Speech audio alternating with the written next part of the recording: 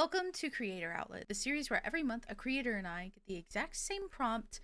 We then take that month to create our own short stories and compare them here for you. And you all get to decide who wrote a better story. This month's prompt: your character is middle-aged, self-absorbed, and self-interested. The story begins in an abandoned warehouse. Someone is trapped. The theme is a race against time. Please help me welcome a very, very fantastic guest, the Damien Axel, who is also a part of the Court of Borrowed Dreams, so you might know him as Silas.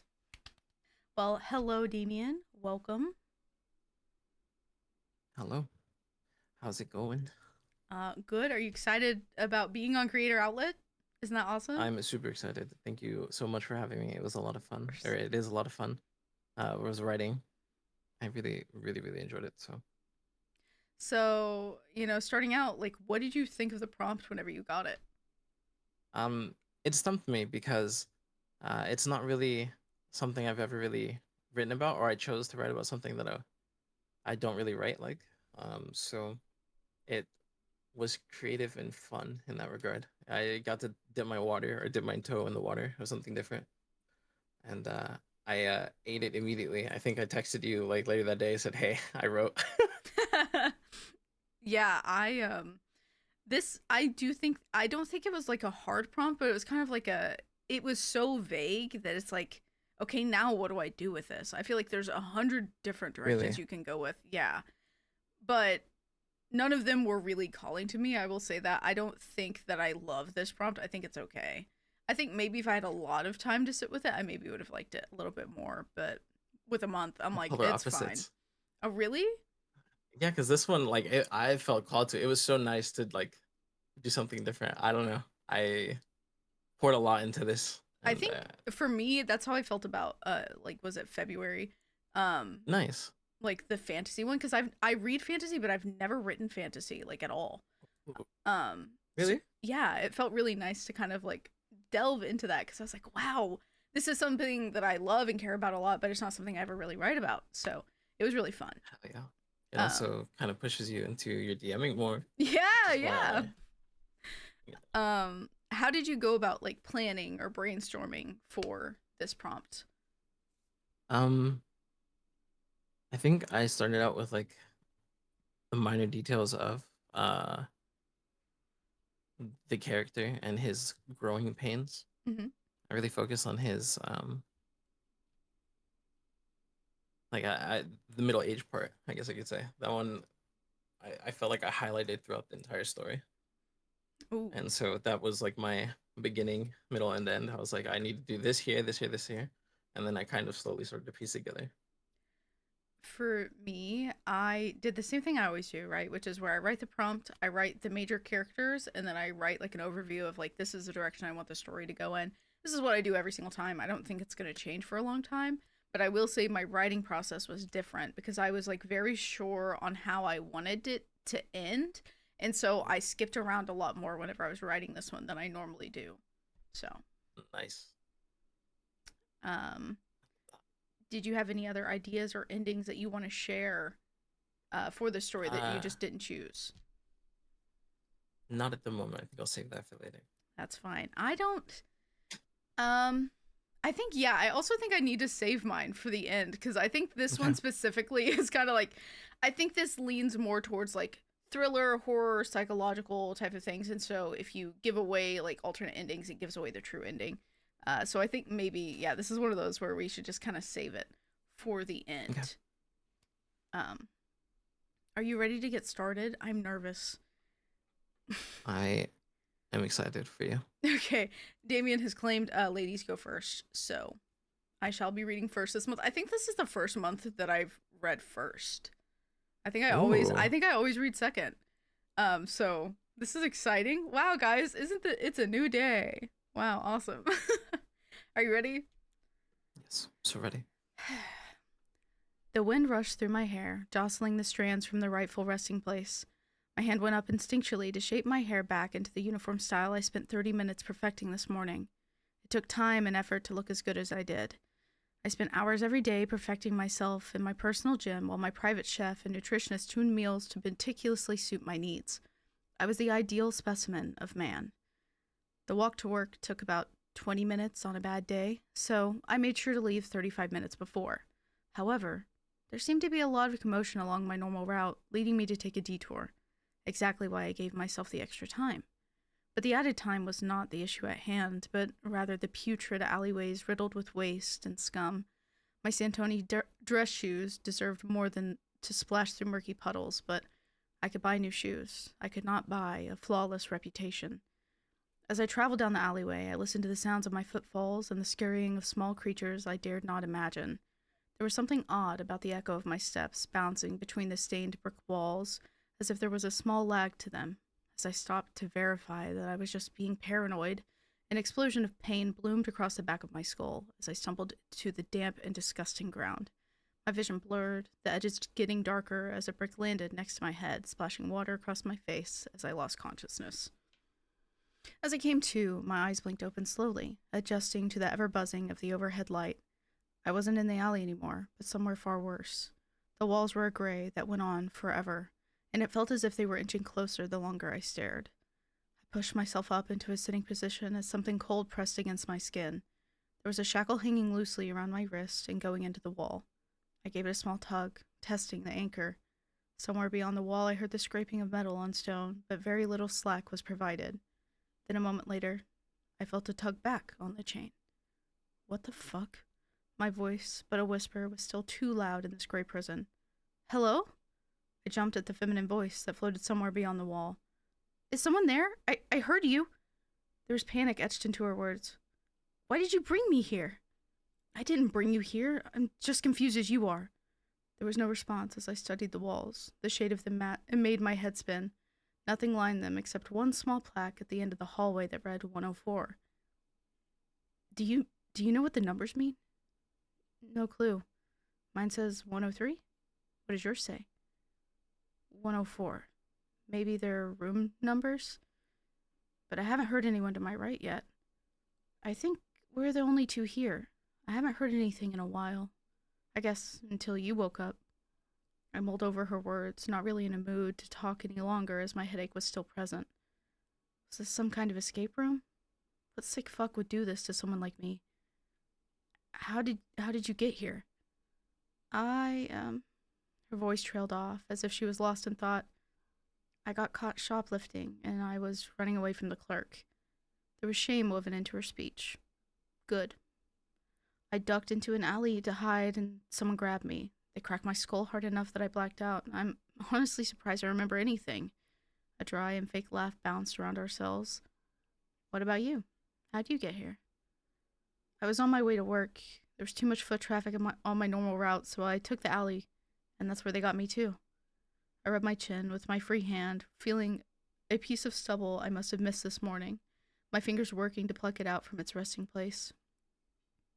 If I'm being honest, I have no clue why I'm here. Yours makes sense. You committed a crime. I was simply on my way to work.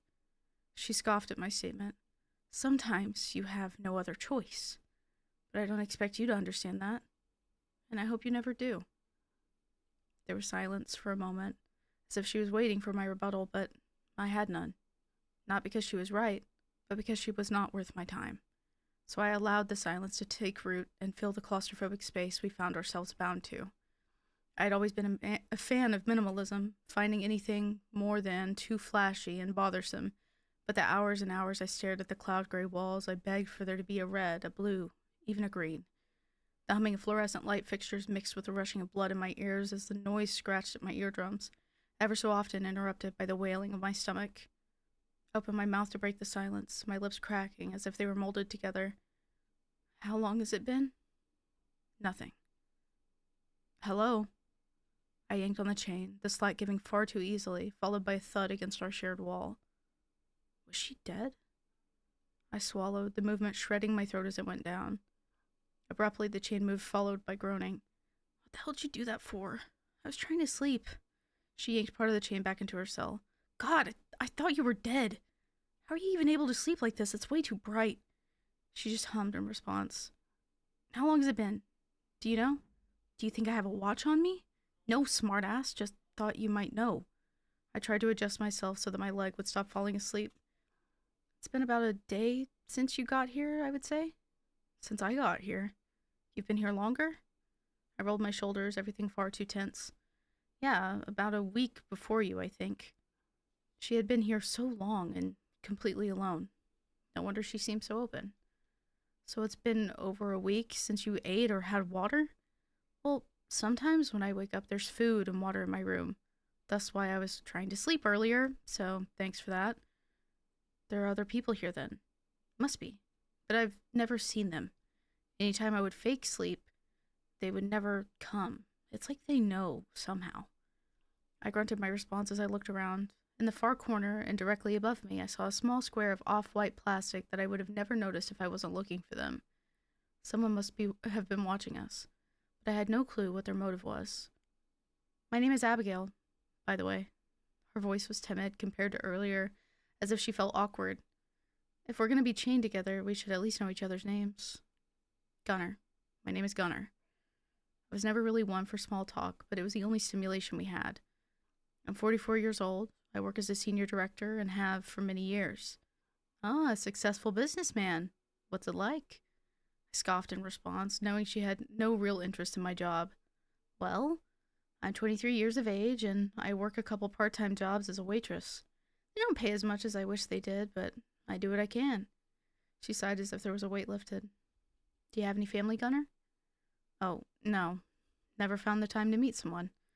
My parents live in another state, and I only really talk to them during the holidays. I shifted around uncomfortably. What's your family like?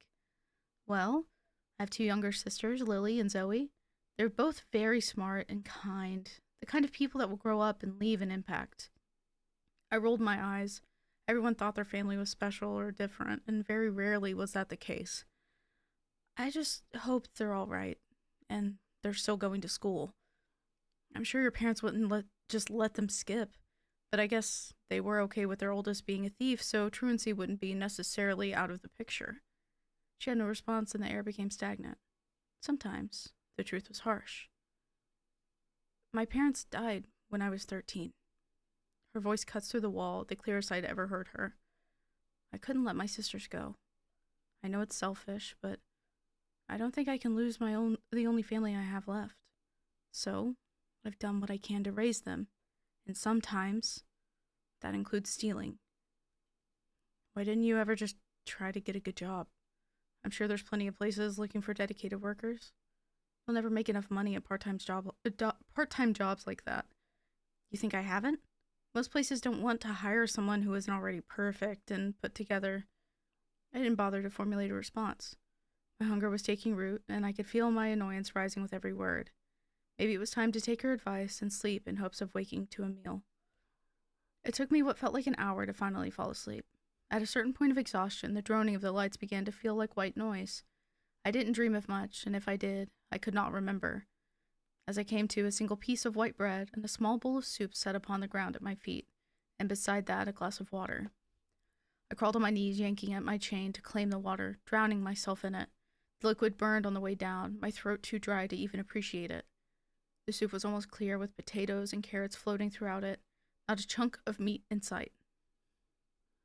I slurped at it greedily, not worried about what I looked like to prying eyes. As I finished the soup, I took the bread and ripped pieces off, swiping at the side of the bowl to absorb anything left behind. There was so little nutrients in this meal, but I could no longer stand the sensation of my stomach collapsing on itself. As I finished, I sat myself back against the wall, my wrist stinging where the shackle dug into my flesh as I feasted. Some time passed before I heard Abigail wake and begin eating. Looks like we were both fortunate this time.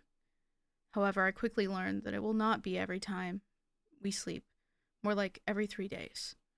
I could feel my muscles being devoured over time as my body craved the energy it once had. And as time carried on, Abigail told me stories about her life and about her sisters that made both of us laugh and smile. I couldn't wait to get out of here and call my parents. They deserve so much more love than I ever gave them. And Abigail, she was a remarkable young woman. She was resilient and far more intelligent than she gave herself credit for. When we make it out of here, come find me. I'll see what I can do about getting you a job at my company. I think you'd be a great fit. You're just saying that. We don't even know if we'll ever get out of here. Her laugh was light and carried on a wind that did not exist. I opened my mouth to offer sorry, to offer an answer, but a noise pierced through, one that neither of us had heard in our entire stay here. A static hum. Prisoner 103 and 104. Seems you have grown close. The voice was one I did not recognize, but it was obvious there was no voice changer. This person was confident and unworried about people finding them. So that's what the numbers were, I guess? Abigail says, just loud enough for me to hear. But your stay here does not have to continue. At least not forever. I have a game for you. What is this, Saw? I laughed to myself at the pretentiousness of this situation. None of this felt real. You can choose to stay or leave. If both of you choose to stay, you stay for 1 month and this experiment is over. No more prisoners. If you both choose to leave, you will be replaced by 4 people. Why would we do that? Nobody deserves this hell. The disgust in Abigail's voice dripped from each word. However, if only one of you chooses to leave, you will be granted your freedom, but the other will stay here indefinitely. You have 1 minute to make up your mind. As the static hum disappeared, it was replaced with the ticking of a clock, far too loud. I think this is obvious, right? They're not really torturing us or anything, at least not physically. I think we could easily last a month. Her voice was strained and I swallowed nervously. Please, we can't just let others suffer like this. Imagine how big it will get before it ever ends. You're right. We should just stay. What's 1 more month of this? I've grown quite fond of their bland soup anyway, and I'm sure you've got plenty of stories to tell. Hell, maybe I'll even bestow some wisdom upon you. A chuckle rattled itself from my chest, bouncing through this prison. I could hear her sigh of relief as the clock chimed its final time. Time's up. Abigail was a good person, who never deserved to be stuck here, let alone with me. There was a chance we would be fine. That one day someone would come looking and find us before the month was even up. There must have been at least one person in my life that cared that I was gone, and I knew she had at least 2. Prisoner 103, what do you choose? I choose to stay. I felt a small tug of reassurance come from the other side, something I had grown accustomed to. My heart was thundering in my chest, my ribs a prison of bone. Prisoner 104, what do you choose? My lungs deflated. I struggled to find my voice. I didn't know if I was making the best choice, and despite my reputation and calculated appearance, I never claimed to be a good man. I choose to go home. I heard a gasp come from Abigail, and the soft click of a lock as the shackles parted from my wrist, revealing skin that had been rubbed raw. I knew that Abigail was screaming, calling me names I more than deserved, but I was free, and she was a stranger after all. I stood to my feet and began walking down the hallway. I had been staring at the hallway I had been staring at for over a week. I dreamed about what would be on the other side, and nothing could have prepared me for what I saw as I rounded the corner. Just beyond the rusted door was a beautiful pasture with tall blades of grass blowing in the balmy breeze. This building was a scar on such a beautiful painting of life. I felt a hollow pain in my chest as I thought about Abigail as she sat in the building devoid of color, now completely alone. It wasn't right. I should have never left her there. I turned around, but the building was gone. Not just blended in, completely gone. I spun in circles, looking for the building, anyone, anything. But there were only fields of green and a sparkling sun. Where the hell was I? I took a step forward, not sure what I was looking for, but no matter how far I went, there was nothing. I'd escaped one hell just to be in another. I sat on the soil, pulling my knees to my chest in pure defeat as I heard an all too familiar voice. Abigail's. Hello, Prisoner 104. That's it. Oh my goodness. So good. Applause. It's Applause. Backrooms as. Yes. Oh, it's so good. Thank you. You're too nice. Thank you. Yeah, obviously the alternate ending for mine was like, oh, he chooses to stay. Right? He does the right thing and he chooses to stay. Or Okay. she betrays him. Okay. Right? And Fair. she's like, actually, I'm leaving. Get fucked. And he's like, oh. Oh. And then he's stuck there indefinitely. Ooh. I like that one too. Those are all really good options. Which was your backup? Which was like you're gonna be for sure? Probably her betraying him. Oh. I think that would make also a really good ending, but also him being like, yeah, she's so great. But get fucked. I don't even really know you. Even though we've been trauma bonded. Get Yeah, fucked. I don't know you. So. that's awesome. There's also, well, now that you say that, what if they gave him the option to betray other people? Oh, come back. Ooh. Ooh, I love it. You're such a good writer. No, you're too nice. Thank you. All No right. worries. Are you ready to read yours? I'm so ready. Okay, you ready? Yes. The first thing I notice is the ringing. It comes and goes somewhere deep in the warehouse, muffled by the walls and the stacks of collapsed timber. I stand just inside the entrance and listen for it again. It threads through the warehouse in thin pulses, just enough to follow if you're looking for it. Dust hangs in the air, caught in the light from the broken windows above. The place smells like old oil, damp wood, and smoke just beginning to spread. Then the ringing comes again, and I step farther inside. Something cracks under my shoe, glass maybe, or old plaster. My knee gives with a dull click as I shift my weight. I stop for a second and wait for it to settle. No point in pushing it this early. There's still time. At my age, you don't rush into things. You can't, unless you want to pay for it later. You always pay. The ringing stops for a moment. I wait. It starts again, and I continue. Hello? The voice is faint, somewhere deeper in the structure, strained, echoing. Is someone there? It calls again. Hey, can you hear me? More urgently now. The ringing cuts through it, cleaner, more insistent. I exhale, aligning the two sounds. Yeah, I call back. I hear you. Relief floods through his voice. Thank God. I'm I'm stuck. Something came down and I can't move my leg. Can you? Hold on. I interrupt, already moving.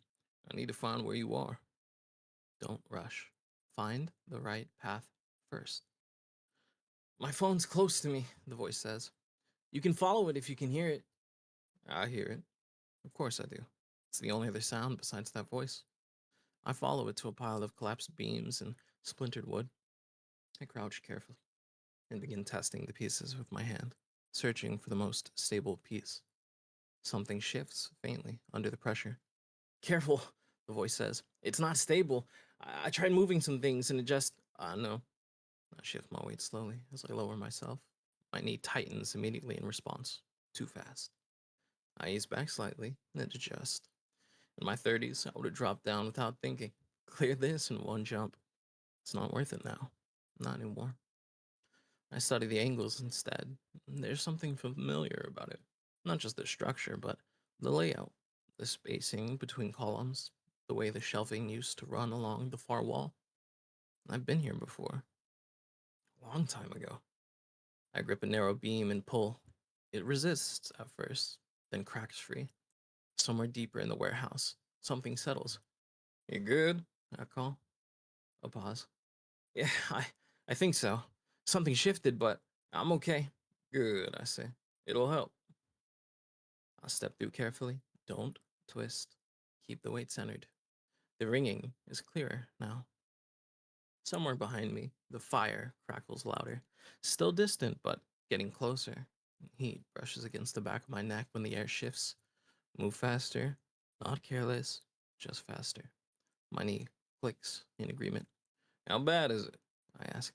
My leg, I can't feel it, the voice says. A beam landed on it. I tried pulling free, but it just tightened. Tightened how? Like everything pressed down harder. I nod. Okay, don't move.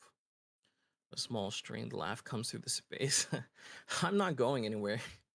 This is stupid, he says. I just came in here to remember things. Thought I'd walk around, see what was left, childhood stuff. My brother and I used to skip class hiding here. That's nice, I say. Yeah, he continues, softer now.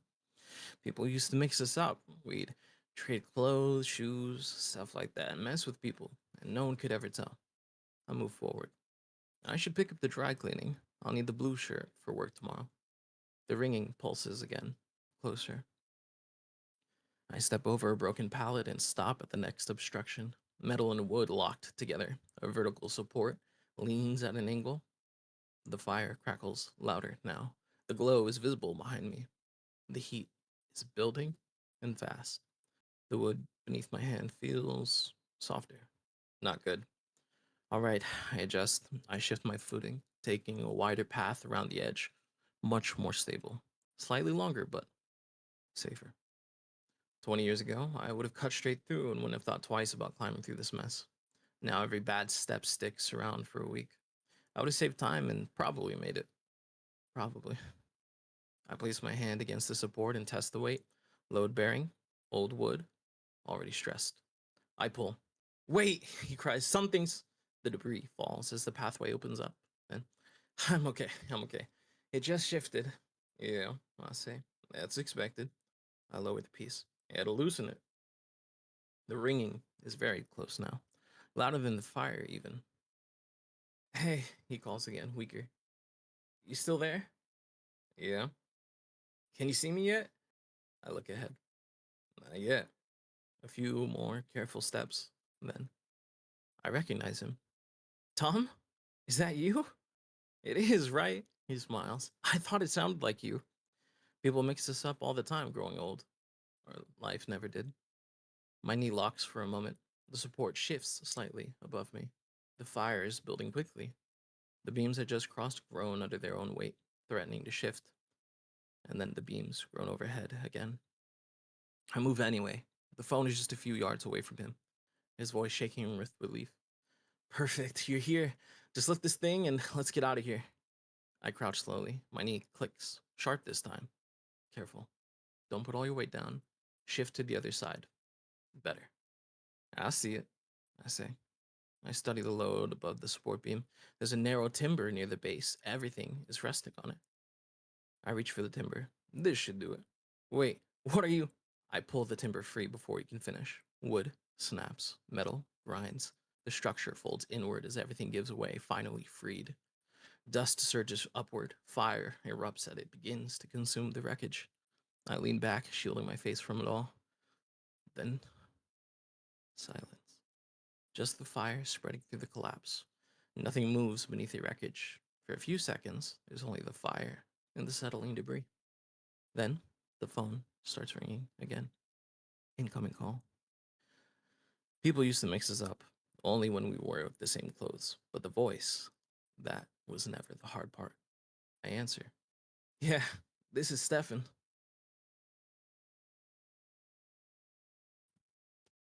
And that's it. Bitch, are you serious? First of all, oh my god, you're writing.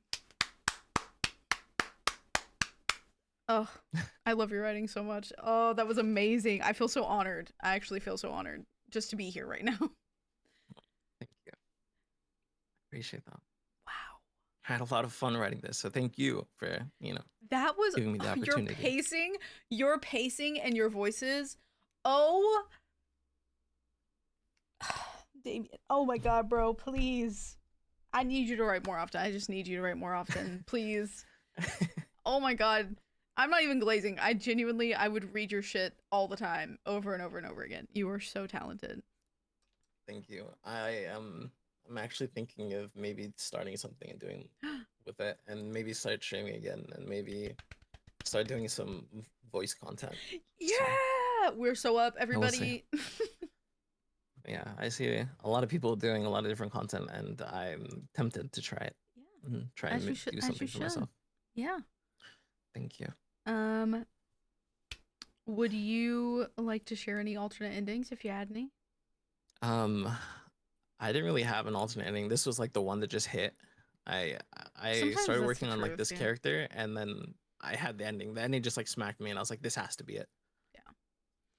I will And say, then yeah, like most of the time I'm like, I think of other endings, but it's always like one of them, typically the one I go with is the one that sticks out to me the most. And I'm like, that's yeah, very obviously what I'm going to choose. But yeah, sometimes it really is just, I know how I want this to end. And I think ending yeah. stories is kind of like the hardest part of it.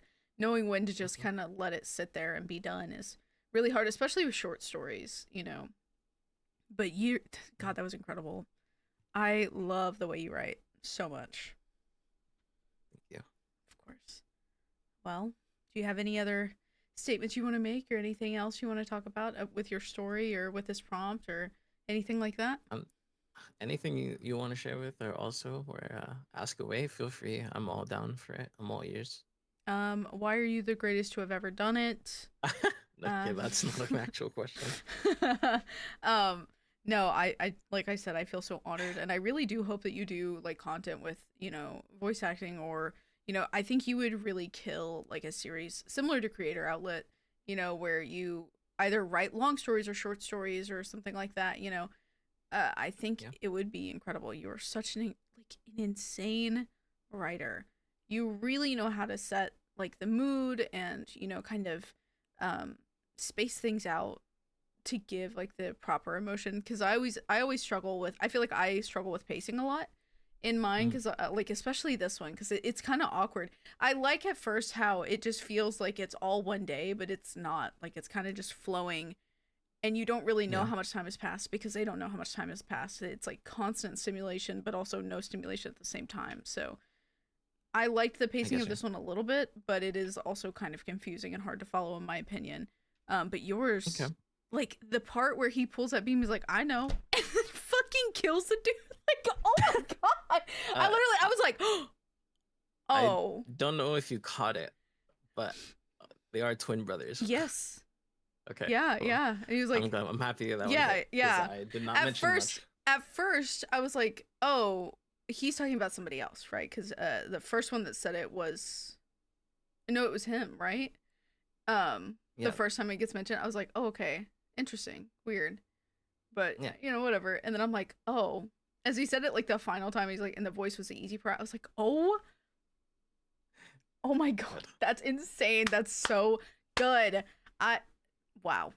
And you really like nailed the short story aspect of like giving enough description to set the mood, but kind of not overdoing it. Because I feel like I overdo it. Like I'm describing things like this is a setting in which we're gonna be for a long time, but realistically, no, we're not.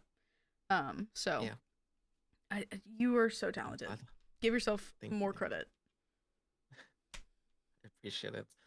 Um, was it like a good build up, or was it like Yeah. too fast, or did No, okay? I was like fully expecting him to save him and something else be the issue. Like Yeah. I was like, okay, well, what's gonna happen now? And then like nothing, and I was like, Good. oh, so he killed him. I was like, oh, Yeah. that's actually insane. I Yeah, wanted it to be where like if you were able to reread it a second or third time, all of the like moments that it you would catch a lot shifts. more. Yeah, it shifts the perspective of Yeah, instead of you being like, oh, this guy's going to save him, like, yeah, damn, this is calculated as fuck. that was so cool. Wow, Yeah. you are so cool. All right, do you have anything you would like to plug or promote? Maybe your stream, since you're thinking about streaming again. All of your stream and the D&D and everyone.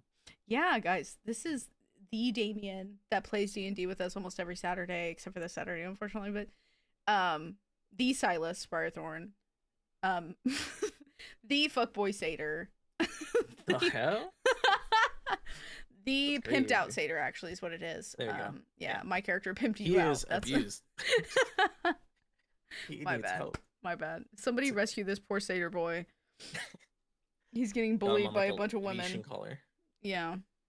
Honestly, sounds like the life at this point. I don't think you should call that bullying. He's like, He's actually, right where he wants to be. Don't save him. Don't save Silas. He is Yeah. exactly where he wants to be. Surrounded You don't by want to be saved. four Don't save. women. No, I guess it's three. It's only three. It's only three. But thank you so much for doing this month. I'm so honored. And if Thank you you ever for want to do having it me. again in the future, I'd love to have you again, because Yeah, absolutely. you're killer. You're so talented. Every single person I've had, to be fair, has been incredibly talented.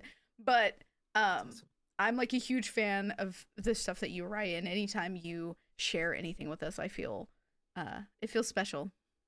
Feels like a little sparkle throughout my day. So thank you. Thank you. Thank you. Thank you guys. That's been Creator Outlet for the month of April. Stop Let's fucking go. for the month of April. I had a lot of fun, and next month's guest is somebody you guys have luckily already met and that you guys love very much. So we'll see you guys next time. Bye. Bye.